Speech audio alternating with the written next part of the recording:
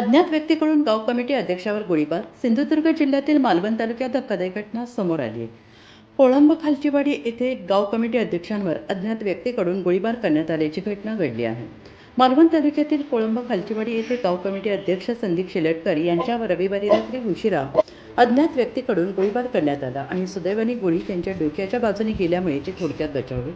गोळीबार झालेल्या ठिकाणाचा पोलिसांनी पंचनामा केला असून या घटनेनंतर पोलिसांचे पथक तात्काळ कोळंब येथे दाखल झाले होते. या प्रकरणाचा पुढील तपास पोलीस करत आहेत. दरम्यान या घटनेमुळे परिसरात खळबळ उडाली असून गोळीबार करणाऱ्या अज्ञात व्यक्तीचा शोध पोलीस घेत आहेत. एक 9-10च्या सुमारास ही घटना घडली. मी गेटवरून आत येत होतो मालवणहून येताना. तर ते बरोबर त्या गेटच्या जरा पुढे आलो आणि जरा गेट लागला का नाही तो बघण्यासाठी मागे वळून बघितलं. तेवढ्यात माझ्या डोक्यावरती एकदम फडकन आवाज आला जोरात. म्हणजे एक सुतळी मोठा बॉम्ब वगैरे फुटतो तसा. आणि कान माझे 2 मिनिटासाठी गच्च झाले 2 सेकंदसाठी. आणि पुढे बघतो तर एकदम किचनच्या समोरच्या भिंतीवर काहीतरी आपटला आणि पाण्याचा फवारा उडायला लागला.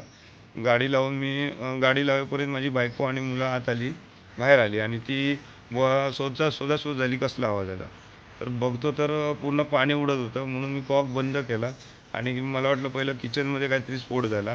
पण बघल्यानंतर लक्षात आलं की जिथे पाणी लिकेज होतं तिथे पूर्ण भिंतीवर छिद्र पडलेली होती, होल पडलेली.